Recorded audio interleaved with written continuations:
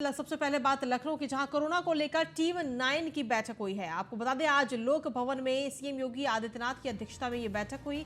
CM Yogi Adityanath ने प्रदेश में corona के हालातों की जानकारी ली। बैठक में डिप्टी सीएम ब्रजेश पाठक भी इस दौरान मौजूद रहे। सीएम योगी आदित्यनाथ ने कोरोना को लेकर दिए कई निर्देश। कोविड से बचाव के लिए ट्रेसिंग, टेस्टिंग और ट्रीटमेंट जरूरी है। आने वाले कुछ दिनों में नए केस में बढ़ोतरी हो सकती है, ऐसा कहना है मुख्यमंत्री का। साथ ही उन्होंने कहा कि कोरोना के नए वेरिएंट को लेकर हमें अलर्ट रहना होगा। कोविड प्रोटोकॉल का कड़ाई से पालन भी करना होगा। हर पॉजिटिव केस की हो जीनोम सीक्वेंसिंग। कोविड की बदलती परिस्थितियों पर सूक्ष्मता से नजर रखी जाए। चिकित्सा, शिक्षा, स्वास्थ्य विभाग बेहतर समन्वय के साथ तैयारी करे। स्वास्थ्य मंत्रालय भारत सरकार से संपर्क संवाद भी बनाए रखें और कोविड के नए वेरिएंट पर सतत नजर रखी जाए। ये तमाम बातें मुख्यमंत्री की तरफ से कही गई। साथ ही मुख्यमंत्री ने कहा कि दैनिक टेस्टिंग को भी बढ़ाया जाए। कोविड प्रबंधन में integrated Covid command and control centre भी जरूरी है। आईसीसीसी को फिर से एक्टिव करने की तैयारी करें। ये तमाम बातें आज मुख्यमंत्री योगी आदित्यनाथ की तरफ से इस बैठक में कही गई।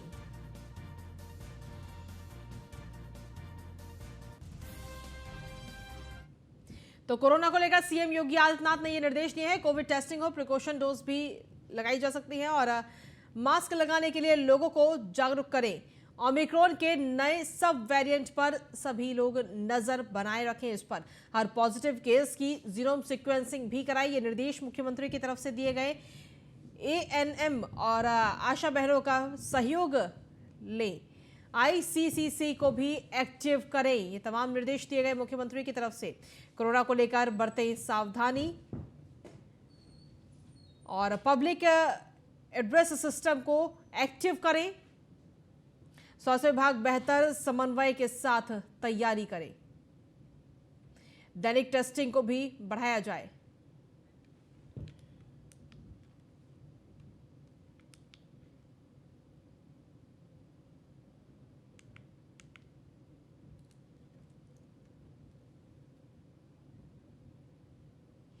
लोक भवन में कोरोना को लेकर हुई बैठक के बाद डिप्टी सीएम ब्रजेश पाठक ने क्या कुछ कहा है, आपको सुनवाते हैं।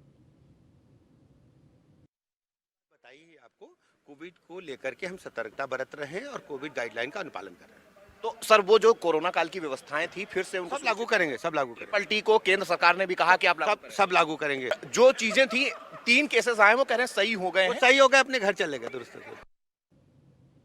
वहीं कोरोना के बढ़ते कहर को लेकर राज्य सरकार भी सतर्क हो गई है। साथ ही स्वास्थ्य विभाग भी अलर्ट मोड पर है।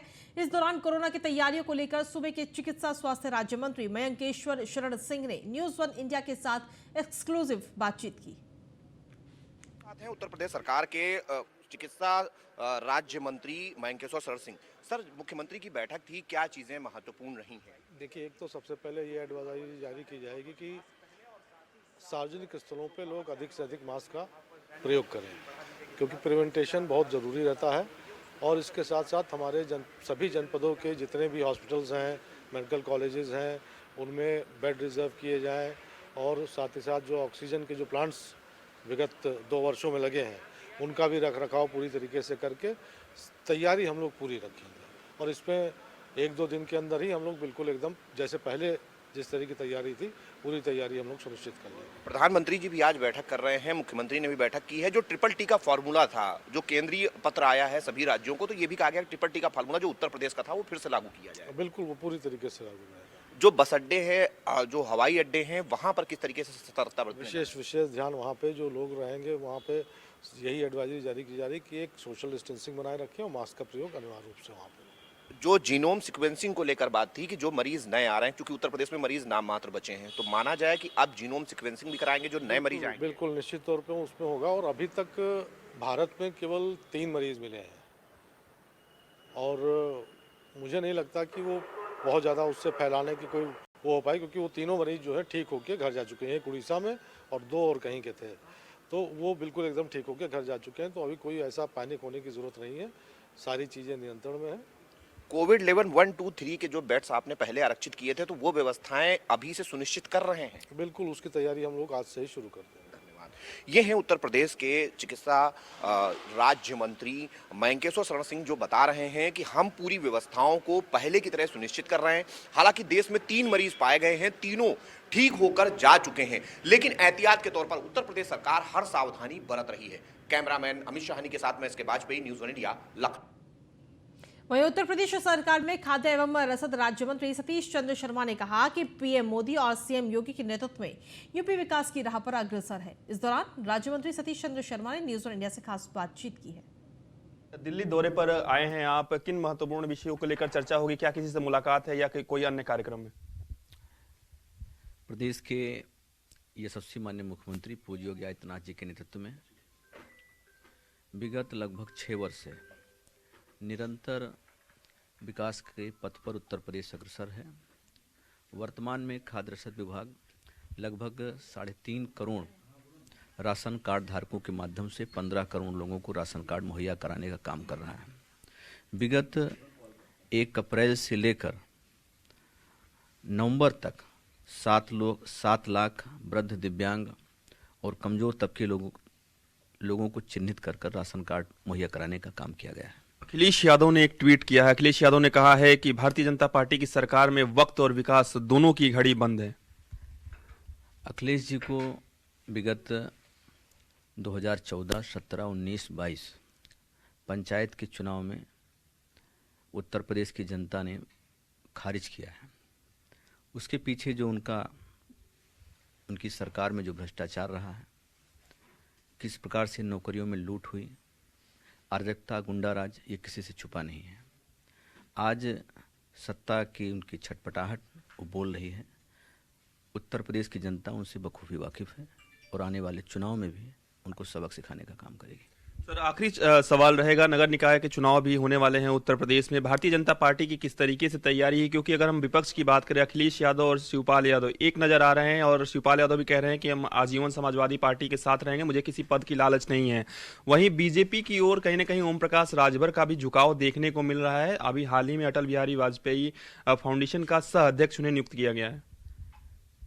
उत्तर प्रदेश के अंदर पूज्य योगी आदित्यनाथ जी के नेतृत्व में, चाहे वो नगरीय क्षेत्र हो चाहे ग्रामीण क्षेत्र हो, दोनों क्षेत्रों में विकास बहुत तेज़ी के साथ आगे बढ़ रहा है। जिस प्रकार से नगरीय क्षेत्र में विगत 70 वर्षों से अधिक समय में वहाँ की गरीब जनता को प्रधानमंत्री आवास नहीं उपलब्ध हो पाए थे, बड़ी संख्या में वहाँ के लोगों को चिन्हित करके प्रधानमंत्री आवास उपलब्ध कराए गए हैं। सरकार की लगभग सभी योजनाएं उन तक पहुँची हैं। आने वाले का जो नगर निगम, नगर पालिकाओं, नगर पंचायतों के जो चुनाव होंगे, भारतीय जनता पार्टी आम जनता के सहयोग से एक बड़ी जीत हासिल करने का काम करेगी। वीडियो हिमांशु के साथ पीयूष तिवारी, नई दिल्ली।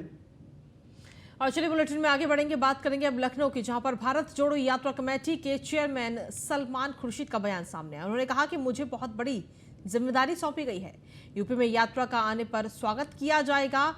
और साथ ही उन्होंने कहा कि अभी तक की तैयारी को लेकर आज हम सब लखनऊ में हैं। राहुल गांधी जी की यात्रा को जन समर्थन भी मिल रहा है। और क्या कुछ कहा है उन्होंने, आपको इस परिप्रेक्ष्य में जो तैयारी की है उसका जायजा लेने के लिए आज हम लोग यहाँ बैठ रहे हैं। माननीय प्रियंका जी ने इस समिति को अपना आशीर्वाद दिया है और ये समिति पर एक बहुत बड़ी जिम्मेदारी है, इसको हक का निर्वाह हम कर सकें। माननीय राहुल जी के लिए जो लोगों की रिस्पॉन्सेस पूरे भारतवर्ष में मिली है, हमारे लिए वो एक चुनौती है कि हमको भी पीछे नहीं रहना है। हो सके तो हमें आगे ही रहना होगा और इसलिए पूरा समय अब से लेकर जब तक राहुल जी का आगमन होता है 3 तारीख को, हम लोग उसी में सब जुटे रहेंगे। जो हम कांग्रेस नेता राहुल गांधी के चीन पर दिए हुए बयान पर बवाल मचा हुआ है और इसी कड़ी में गीतकार मनोज मुंतशिर ने उनकी निंदा की। भोपाल में एक कार्यक्रम में बोलते हुए मनोज मुंतशिर ने राहुल गांधी पर विवादित बयान दिया, जिसे लेकर अमेठी में मनोज मुंतशिर के खिलाफ कांग्रेसी नेताओं ने प्रदर्शन किया। तो वहीं कांग्रेस के प्रदर्शन से नाराज व्यापारी नेता, जिला पंचायत अध्यक्ष अमेठी जनपद के प्रमुख उद्योगपति राजेश अग्रहरी के नेतृत्व में अमेठी के गांधी चौक पर बीजेपी ने विरोध प्रदर्शन किया। बीजेपी के विरोध प्रदर्शन में सैकड़ों की संख्या में लोग मौजूद रहे। मुंतशिर के पक्ष में और विदेशी विचार के पोषक चंद बचे खुचे कांग्रेसियों ने जो कुकृत किया, उससे अमेठी की जनता लज्जित है। अमेठी मनोज मुंतशिर अमेठी के लाल हैं और देश की धरोहर है और पद्म भूषण से विभूषित है। मैं समझता हूँ कांग्रेसियों को इससे सबक लेना चाहिए और अमेठी की जनता आंधी नहीं, तूफान नहीं, सैलाब बन के उनके सामने खड़ी होगी। क्या लगता है कि अमेठी की जनता राहुल गांधी को जवाब दे रही है? अमेठी की जनता राहुल गांधी को जवाब दे रही है? अमेठी की जनता विदेशी सोच को जवाब दे रही है।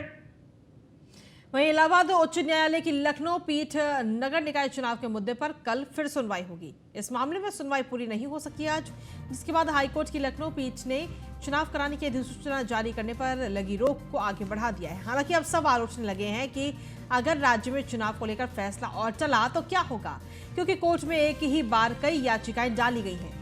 बता दें कि नगर निकाय चुनाव में आरक्षण को लेकर दायर याचिकाओं पर रोक जारी रखने का आदेश को पारित कर दिया गया था।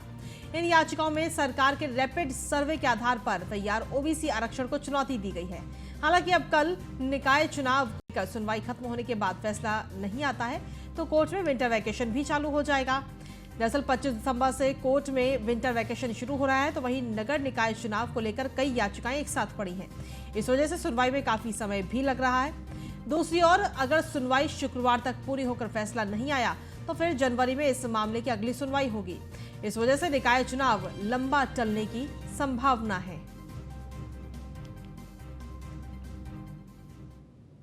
तो आखिर ये पूरा मामला क्या है वो आपको बता दें। निकाय चुनाव को लेकर सरकार ने आरक्षण की सूची जारी की। आरक्षण सूची को लेकर आपत्ति जताई गई है। साथ ही ओबीसी आरक्षण को लेकर हाईकोर्ट में याचिका दाखिल की गई, जिसके बाद में 5 दिसंबर 2022 को अधिसूचना को चुनौती दी गई। ज्ञानवापी परिसर स्थित वजू खाने में गंदगी करने और नेताओं की बयानबाजी को लेकर दाखिल वाद में गुरुवार को एसीजेएम पंचम एमपी एमएलए कोर्ट की अदालत में सुनवाई हुई। वादी और उनके अधिवक्ता अजय प्रताप सिंह ने कोर्ट में कहा कि पुलिस ने जो आख्या भेजी है वो अस्पष्ट है। स्पष्ट आख्या मंगाई जाने की मांग की गई। उधर मुस्लिम पक्ष की ओर से इसमें अपना पक्ष रखने के लिए वकालतनामा भी दाखिल किया। वादी पक्ष की ओर से इसका विरोध किया गया। इस मामले में कोर्ट ने चौक थाने पर स्पष्ट आख्या तलब किया। अगली सुनवाई के लिए 7 जनवरी की तिथि तय की गई है। अर्जी पर चौक थाने से आख्या मंगाई गई है, मगर उस पर स्पष्ट ये नहीं दर्शाया गया कि इस अर्जी के संबंध में मुकदमा दर्ज है कि नहीं। वरिष्ठ अधिवक्ता हरिशंकर पांडे ने कोर्ट में अधिवक्ता अजय प्रताप सिंह के जरिए कोर्ट में प्रार्थना पत्र देकर आरोप लगाया था कि ज्ञानवापी परिसर में नमाजियों की ओर से वजूखाने में हाथ पैर धोए जाते हैं और गंदगी फैलाई जाती है, जबकि वो स्थान हमारे आराध्य भगवान शिव का है। यह हिंदू समाज के लिए अपमानजनक है। साथ ही सर्वे में मिली शिवलिंग की आकृति को लेकर एआईएमआईएम के अध्यक्ष असदुद्दीन ओवैसी, सपा अध्यक्ष अखिलेश यादव आदि ने बयान देकर हिंदुओं की भावनाओं को कुठाराघात किया है। अधिवक्ता ने मामले में ज्ञानवापी मस्जिद के अंजुमन इंतजामिया कमेटी के अध्यक्ष मौलाना अब्दुल वाकी, मुफ्ती ए बनारस मौलाना अब्दुल बातिन नौमानी, कमेटी के संयुक्त सचिव सैयद मोहम्मद यासीन और बयान देने वाले नेताओं के खिलाफ मुकदमा दर्ज कराने की मांग की है।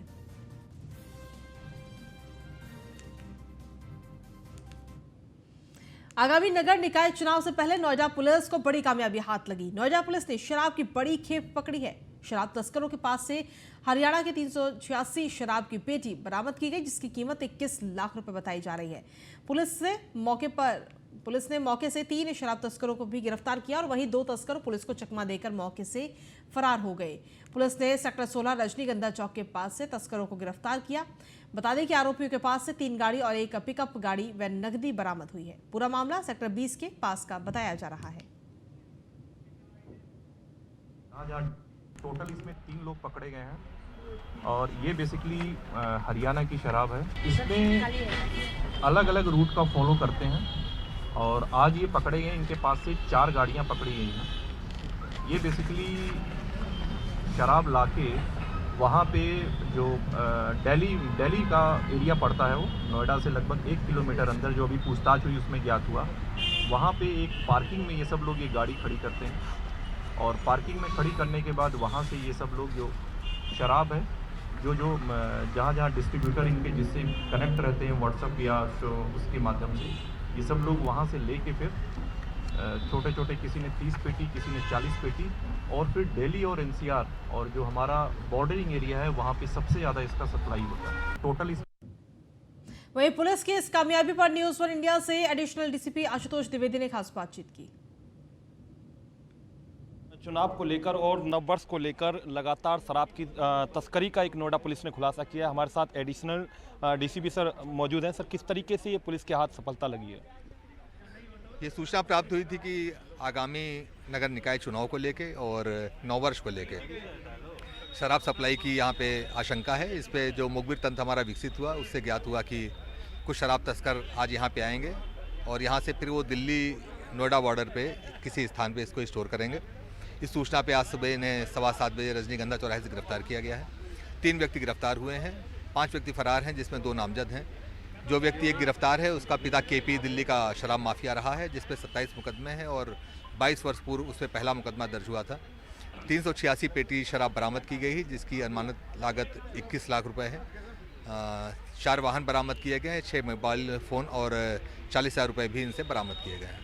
सर, जिस वक्त ये तस्करी पूरी पुलिस ने पकड़ी, किस तरीके से सूचना मिली थी और कैसे इस गैंग को अपने कब्जे में लिया? ये सूचना मिली थी कि विभिन्न मार्गों से यहाँ पे लाते हैं। चूँकि ये नोएडा दिल्ली बॉर्डर पे ही एक जगह इकट्ठे होते थे, वहाँ से ले जाते थे। तो दिल्ली से किसी व्यक्ति द्वारा पहले सूचना की गई, इसको डेवलप किया गया, फिर इनको टेक्निकल सर्विलांस पे और मैनुअल सर्विलांस पे लिया गया। तो मालूम चला कि आज रजनीगंधा चौराहे पे इकट्ठे होंगे और यहाँ से फिर सारी गाड़ियाँ एक साथ जाएंगी एक पार्किंग प्लेस पे, जहाँ पे शराब उतारी जाएगी। इस सूचना पे जैसे ही यहाँ पे इकट्ठे हुए इन्हें गिरफ्तार कर लिया गया। सर, पार्किंग वाले जो जहाँ पार्किंग में गाड़ियाँ खड़ी करते थे और उसके बाद ये सप्लाई करते थे, तो क्या उसके खिलाफ क्या कार्रवाई की जा रही है और किस तरीके से दिल्ली पुलिस से आपका जो सर्च है वो किस तरीके से किया जा रहा है? हाँ, उसको भी इसमें अभियुक्त बनाया गया है। जहाँ पे ये स्टोर किया जाता था, दिल्ली पुलिस से पत्राचार किया जाएगा, मौखिक रूप से भी वार्ता की जाएगी कि इसके पीछे जो लोग रहे हैं उनकी भी तहकीकात करें और जो भी इसको समर्थन दे रहे हैं, संरक्षण दे रहे हैं, उनके विरुद्ध कार्रवाई की जाए। और इस गुडवर्क पे डीसीपी नोएडा सर द्वारा 25,000 रुपये का पुरस्कार भी टीम को घोषित किया गया। बहुत बहुत धन्यवाद। ये थे एडिशनल डीसीपी आशुतोष द्विवेदी, जिनका साफ कहना है एक शराब की बड़ी तस्करी नोएडा पुलिस ने पकड़ी है। हालांकि इस पूरे गुडवर्क पर डीसीपी द्वारा 25,000 का इनाम भी सेक्टर 20 पुलिस को दिया गया है। वीडियो जर्नलिस्ट नरेंद्र साथ mission Sharma, news one India, Noida. वहीं अवैध अतिक्रमण पर एक बार फिर नोएडा अथॉरिटी का बुलडोजर चलता हुआ नजर आया, जहां सेक्टर 62 में अवैध मार्केट को ध्वस्त किया गया। दरअसल अथॉरिटी ने पहले नोटिस जारी कर जगह खाली करने के लिए कहा था, लेकिन नोटिस के बाद भी लोग मनमानी कर रहे थे और फ्रंट रोड पर गेट खोलकर कमर्शियल गतिविधियां कर रहे थे। कार्रवाई के दौरान मार्केट संचालक और अथॉरिटी के कर्मचारियों के बीच नोकझोंक भी हुई। नोएडा अथॉरिटी का पीला पंजा लगातार देखने को मिला है। आप देखिए, तस्वीरें देखिए कि किस तरीके से पीला पंजा नोएडा अथॉरिटी का लगातार चल रहा है। हालांकि इस बीच में विरोध भी आप देख सकते हैं किस तरीके से विरोध चल रहा है। हालांकि जो मिठास स्वीट्स जो बनी हुई थी, बेकरीज की जो मिठास बनी हुई थी, उस पर पीला पंजा चला दिया गया है। हालांकि देखा जा रहा है, जो जानकारी है कि सेक्टर 62 RN1 से लेकर जो आगे की जो मार्केट है वो पूरी तरीके से अवैध बनी हुई है, जो कि रेजिडेंशियल इलाके को कॉमर्शियल गतिविधि लगातार चलाई जा रही थी। जो यहाँ पर ग्रीन बेल्ट की जमीन थी वो भी कहीं ना कहीं उस पर भी कब्जा कर लिया गया था। अब नोएडा अथॉरिटी जो है इस पर कार्रवाई कर रही है। हालांकि कई बार इनको नोटिस दिए गए, लेकिन नोटिस देने के बाद भी ये अतिक्रमण नहीं हटाया गया। लेकिन अब जो नोएडा अथॉरिटी का जो पीला पंजा है वो लगातार जारी है। हालांकि बड़ी कार्रवाई देखने को मिल रही है। देखा जा रहा है कि 4 दीवारी नोएडा अथॉरिटी की तोड़कर इस रिहायशी इलाके को कॉमर्शियल गतिविधियां लगातार की जा रही थी। साफ तौर पर कई बार इनको नोटिस दिया गया, लेकिन नोटिस देने के बाद भी ये कॉमर्शियल जो गतिविधियां हैं उनको बंद नहीं किया गया। नोएडा अथॉरिटी नोटिस दे चुकी थी, लेकिन कार्रवाई करने के बाद, नोटिस देने के बाद, उसके बाद भी मनमानी जारी है। अब देखने वाली बात है यह है कि कार्रवाई क्या की जाएगी। नरेंद्र साथ में Neesham Sharma, news one India. और चलिए बुलेटिन में आगे बढ़ेंगे, बात करेंगे अब गाजियाबाद की, जहां पर आवास विकास परिषद के जेई को बंधक बनाया गया है। नए निर्माण को बंद कराने के लिए जेई प्रणवीर सिंह गए थे। जेई प्रणवीर सिंह समेत 2 लोगों को बंधक बनाया गया।